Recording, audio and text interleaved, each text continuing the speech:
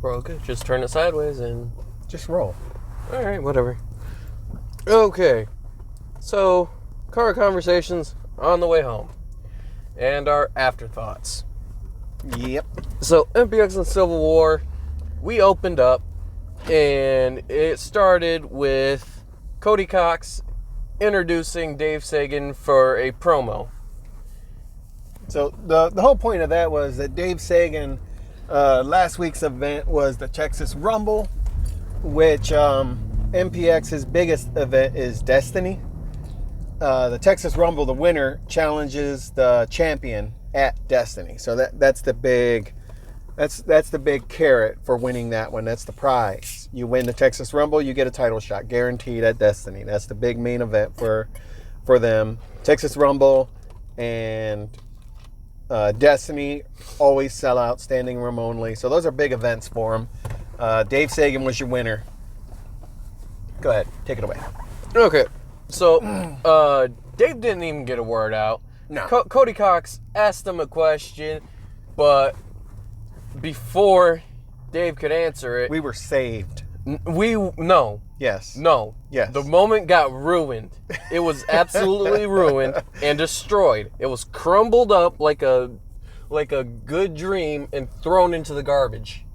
No. It was saved by Dexter Hardaway in a brand new spiffy, beautifully white and clean In-N-Out burger. I wouldn't say T-shirt. it was white. It looked like there were some brown stains on it, but okay. It could have been mustard.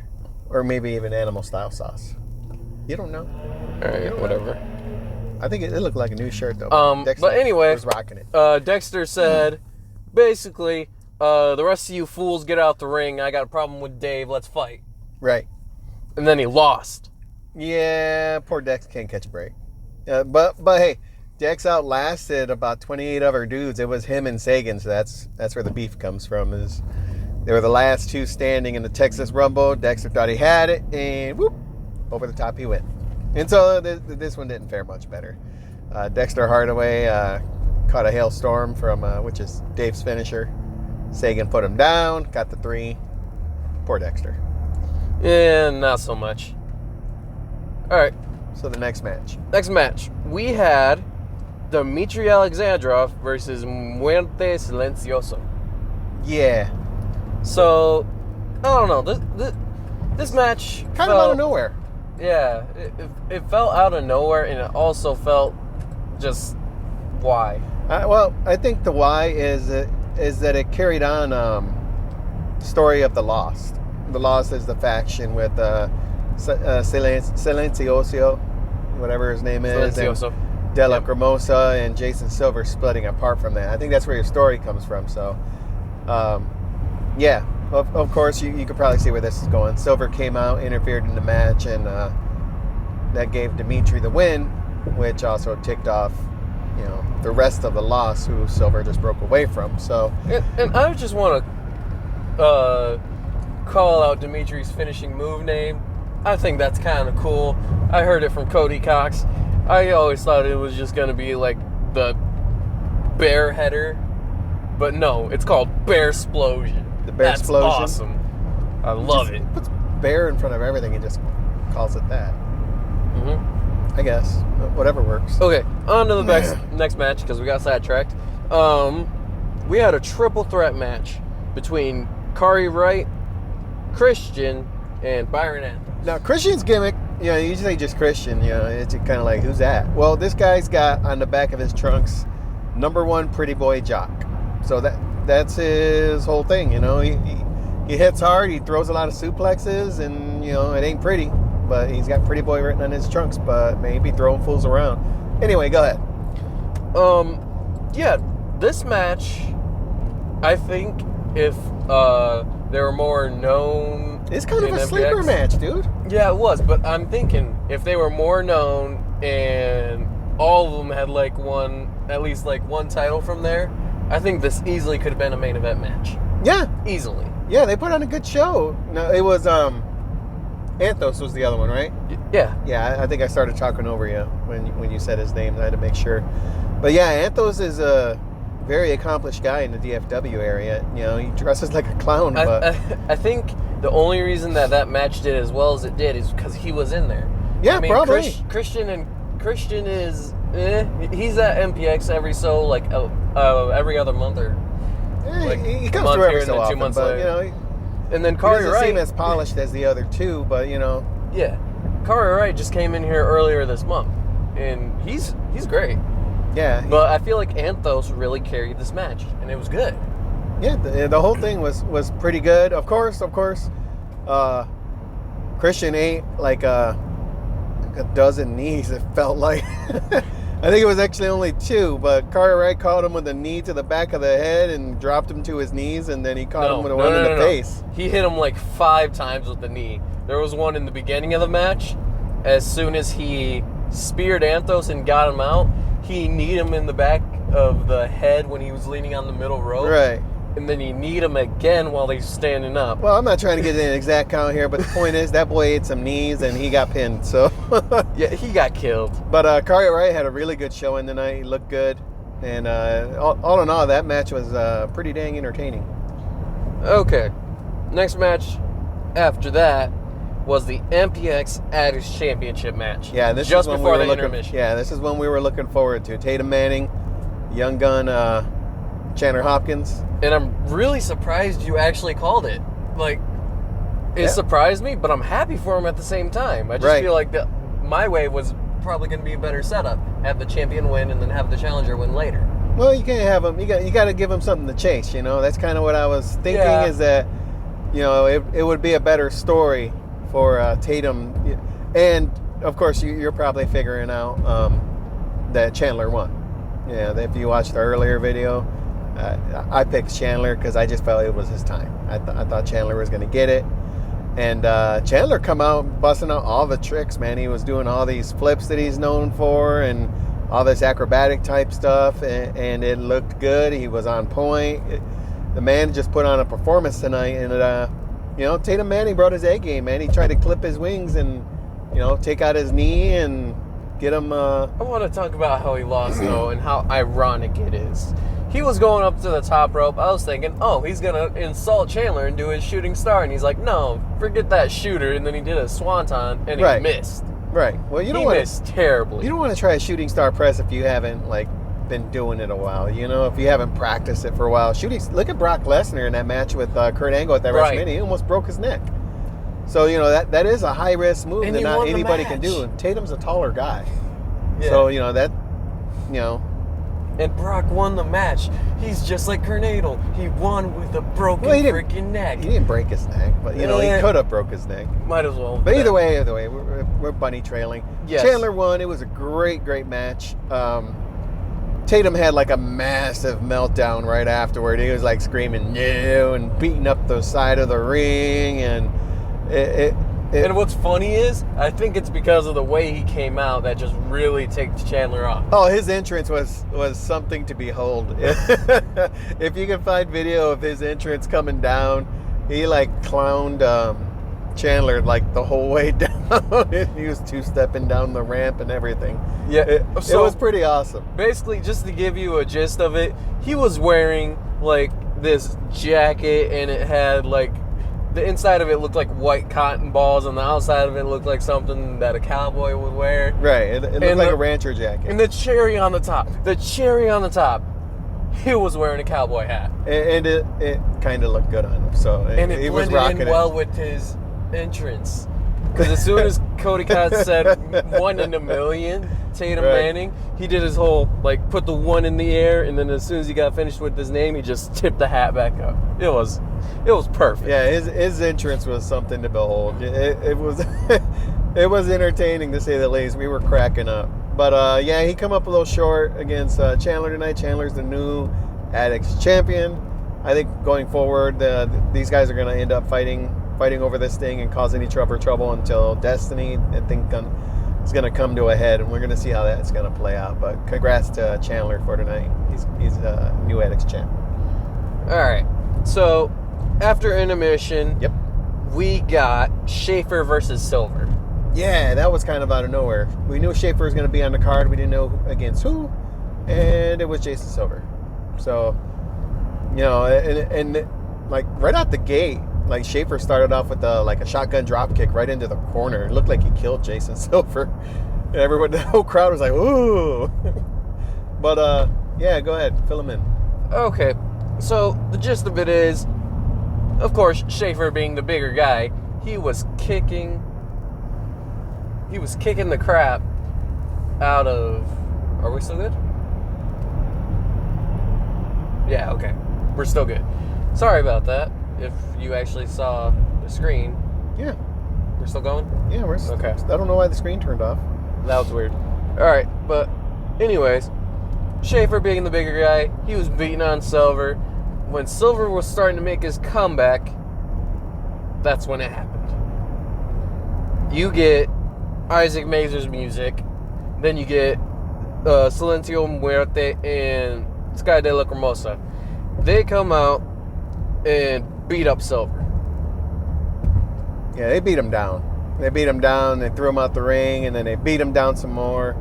Sky's got this like flip type DDT slam looking thingy jiggy he does. He calls Death by Stereo. Yeah, he did that to him outside on the mat, and it looked and sounded nasty. If you watch NXT, think of Tommaso Ciampa's finisher, but instead of like just setting them down on their face, they're twisting him and landing him on his back. Yeah, it starts off as a double underhook, almost like a butterfly double underhook, and yeah, he gets him over and slams him right back down. It's a nasty looking finisher. Sky's been doing it for a while now, and it looks nasty. But yeah, they did that Jason Silver outside the ring, and they had to help him out, And but the winner by DQ was Silver. Yep. All right. Next up, we had the MPX Tag Team Championships. So, even though it wasn't on the card earlier, yeah, it's not there. But it was a tag title match. Right. And I've got to say, even though it was Fitz and Kirby completely out of nowhere, like, it didn't make any sense, it was an entertaining match. It really was. Yeah. Yeah. They come out fighting, and it was entertaining. Big Fitz had some pretty big spots, showing off his power, and looked good a couple times, showed his inexperience, but that's all right. That's how you learn. So he's only going to get better. Mm-hmm. And Kirby had his big spots where he had his like weird slams and like tosses out of nowhere and stuff. So it was an entertaining match. But of course, the tag team specialists are going to tag team, and they're going to do their thing. And their experience kind of won them out. And I told you, Aller would be a factor in this one, and he was. Yeah, whatever. But yeah, they got the pin, and some would argue it wasn't a clean pin, but they got the dub. So still champs. After that, we got MPX Championship, Wesley's Way, Wesley Crane versus Ian Rain. Yeah, for those who may not know, Wesley's Way, that's basically just anything goes. There's no rules.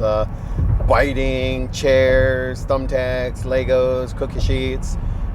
Basically, if it's under the ring, you can use it. Staple gun. Yeah, you can kick each other in the nards, and yeah, the ref's just gonna go ooh, and yeah, that's it. So, yeah, Wesley's Way means anything goes. Yeah. So this match was entertaining. I liked it. It was okay. So the gist of it was, since Ian Rain is kind of like the stronger guy here-ish, he doesn't really have the height advantage against Wesley, but he came out fighting. Wesley they were trading blows for a while. And chairs were involved. Yes, chairs were involved. At one point, it just seemed like the match was sort of over, but I believed in Wesley. I didn't think it was over. But two chairs were set up in the middle of the ring, set up to basically be like a table. Wesley thought he had Ian. He was running into the ropes, came back. Ian caught him, spine bustered him through the chairs. Yeah, and that looked kind of nasty because there was no bounce there. It just looked like he just got spiked right into the chairs and just kind of got stuck. And the chairs didn't even bend. Yeah, they didn't give, they didn't break. Jeez. Hey, thank you, Texas drivers. Okay. So, yeah, it was just a nasty. It was a nasty looking bump, but Ian Rain showing his inexperience. instead of like staying on Wesley, a few times he, visibly asking to rest. What do I got to do to win this thing? Just okay, just keep punching the dude until he stops moving. If you get confused. But yeah, I lost my train of thought for a minute. Yeah, Okay. Texas drivers do that to you. All right. So yeah, Wesley ends up winning. Hell stomp. Yep. He stomps him. He gets the 1, 2, 3. And then what I predicted before we went off with the live stream last time is that Schaefer would come out and cash in on Crane. Yes. And he did. His music hit. He come out, started beating Crane down like 2 shots with the Prospect title. And I think he even hit him with the Metroplex Championship. He hit him with that too. And then through the title, basically manhandled Travis, the ref, and is like, ring it, we're doing it right now. And yeah, they started up another match. Wesley had to do double duty. Well, so did Schaefer. Schaefer just took on Silver earlier, Mm-hmm. So yeah, they both out there, and boom, back-to-back not world, but Metroplex Championship matches. Yes, and that match was really good. Yeah. You just thought Schaefer was going to win, because as soon as the bell rang, he went for the pin. 1, 2, Weslly got the shoulder up. Right, umbrella bomb. No, wait, because... Yeah, he reversed it. He got out of it. And then when he went back into the ropes, he was supposed to pop him up and then get him into the umbrella bomb, right. But he fumbled with Wesley. So he had to get him back up and hit it. 1, 2, shoulder up. Yep. And then he also put Schaefer in an armbar, which looked like it wasn't doing anything. No, but then he started biting him. Yeah, but still. Yeah, Schaefer got him back up. He had like 2 fingers in his mouth, him. dude. He was biting the hell out of him. But he still got the power bomb out. Yeah, he used that. And that to pick thing him up, was power bomb nasty. It was a stiff looking power bomb, and he still kicked out. Yes, he still kicked out, and he just started getting mad at this point, and he went up to Travis like, "Hey, this is supposed to be 3. Come on, what are you doing?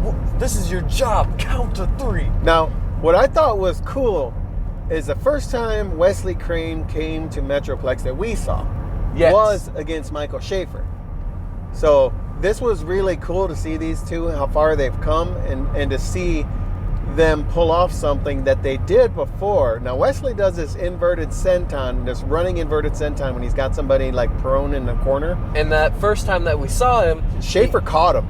He straight up called him and stood up with him from a sitting position. Like, he didn't even put Crane down. Right. And he stood up with him, just like it was nothing. I was like, man, this guy is a monster. And then you started hearing stories about Schaefer and how he is in the gym, and it's like, yeah, monster confirmed. And so you could see it getting set up. Schaefer was prone in the corner tonight. You see Wesley winding up, and I Ted it. He hit it once. Yep, he hit it once, and then he went back to the well again, and boom, Schaefer caught him again. But he didn't like keep him in the air. He had to drop him for a second, because I imagine both these guys were exhausted. Oh yeah, they pulled double duty tonight, man. They're probably tired. Yeah, but he got him up and went for the umbrella bomb again. And 1, 2, I mean, he hit it, but yeah, Wesley still kicked out. It was amazing. And then after that, it was just like back and forth for a little bit until Schaefer got him up for a power bomb again. And Wesley got up to the top rope after, hitting Schaefer a couple times, and then he got up on the top rope, and he was just there, and he looked back and he was like, whatever. And then he jumped back onto Schaefer and hurricanranaed him. And he hooked the one leg, and he got the 1, 2, 3. Right. And Schaefer... 2 title defenses in like 15 minutes. Hats off to the guy, man. And that second one was just brutal. I mean, Schaefer just brutalized the man. And, still won. So, congrats to Wesley on 2 successful title defenses tonight. And of course... Wesley's night was not over. Because Schaefer attacked him from behind. Like, Schaefer wasn't knocked out. He was up. He was like, what the heck? And he was just holding his hair. He hit Wesley out of the ring. Yeah, he started beating him down some more. And then he started crying for a second. Like, no, I failed the company. But, Yeah, he was just beating down he Wesley. was mauling him. And then you hear Sagan's music, and here comes the whole emo crew. Yeah. James Johnson, Anthos, Lizzie Thorne, and all led by Sagan, and they came and ran off Schaefer, and it was beautiful. It was beautiful because they were all like, Wesley, yes, and they just all group hugged. There was a big hug in the middle of the ring, and Wesley was in the middle of it, and they handed him his title back, and then. And then just out of nowhere, but everybody was expecting it because some of the guys were like, oh, he's just gonna hit him, he's gonna betray him, he's just gonna kick the crap out of him. People were already calling it, and it happened. Yeah. As soon as the hug dispersed, my gosh, I'm talking so fast, I'm messing up my words. As soon as the hug dispersed, Sagan hailstormed him. Right, which is it's like a modified rock bottom. For those who don't know, you're not familiar with their finishers or signatures.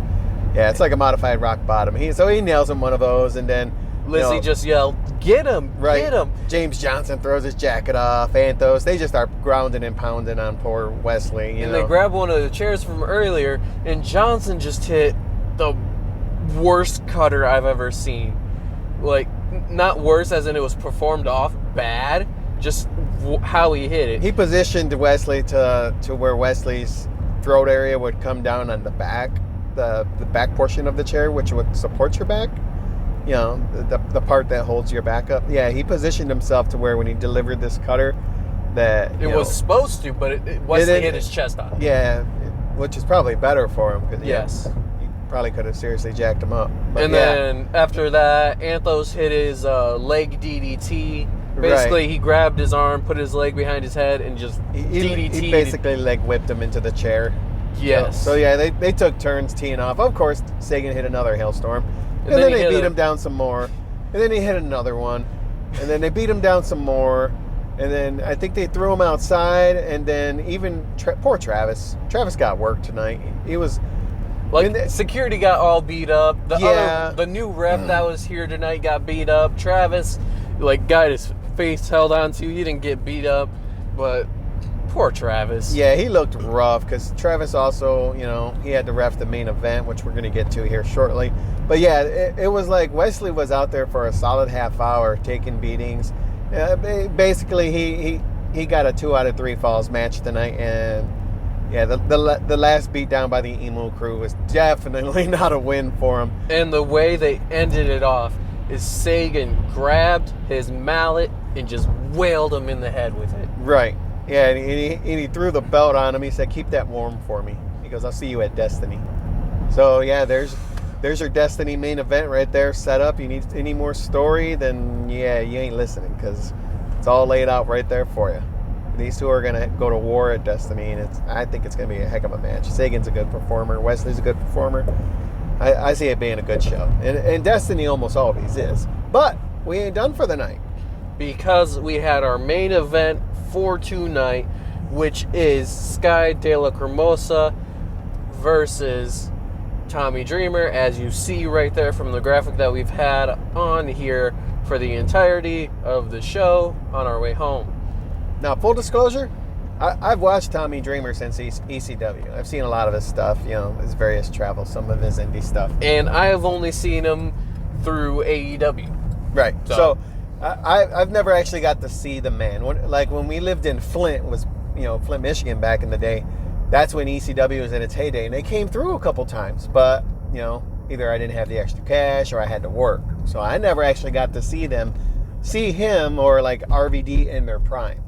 So for me, this was a real treat because I always wanted to see some of the ECW guys, and I wanted to see them put on, a show.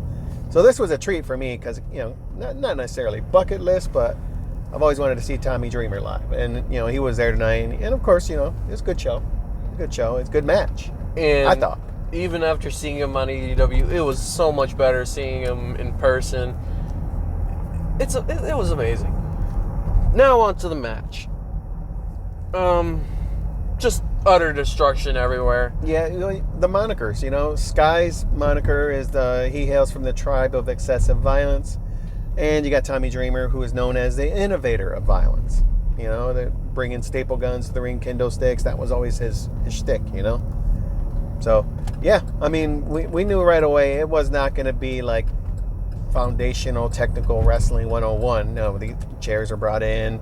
They were used. I mean, on the cards, they really got it mixed up. I don't know if they just whacked out on it. It says single match on here. That was a full excessive violence match, and it was awesome. But, yeah, they were everywhere. And Tommy Dreamer, you know, ECW, he always brought a trash can out with him, as far as I know, from images and stuff like that. That was New Jack. That was New Jack? Yeah, that was New Jack who came out with the trash can full of weapons. Well, I seen an image where a couple of them were Dreamer had a shopping cart and, you know, just... That might have been the WWE hardcore days, because he was in there for a while, and he was in the hardcore division. Yeah. So it could have been from them. But yeah, I get what you're saying. Yeah, he hit Sky de la Cremosa with a full trash can, which was kind of cool and kind of not, because somebody's got to clean that up. Yeah. It's a small venue, so probably the security guards are in there picking that crap up as we speak. But yeah, they brawled through the crowd over in the merch area, the concession area, which if you've seen the MPX Event Center, you know, it's not huge. But, you know, it's pretty spacious. But then they basically fought through the whole thing, brought it back to the ring, and, you know, continued the match. It wasn't like any of the other no DQ matches. I mean, we've seen one of them to where they actually went into the restrooms and beat up on each other, but we didn't see anything. Right. Well, because they were, you know, polite and closed the door, and you just heard someone's head getting banged against the door. Well, at least it sounded like their head. Yeah. But, yeah. So they went back and forth. DDTs were delivered by Dreamer, because, you know, that's his shtick. Sky's got his, you know, Death by Stereo, which is like... He hit that on him once, 1, 2, nothing, because he kicked out. Right. And then after that, Isaac Mazer kept on getting involved. And the last time he tried the whole match right there. The last time he tried to, Dreamer just forearmed him in the face. And then after that, it was just kind of like he picked up this paddle and there was spikes all over it.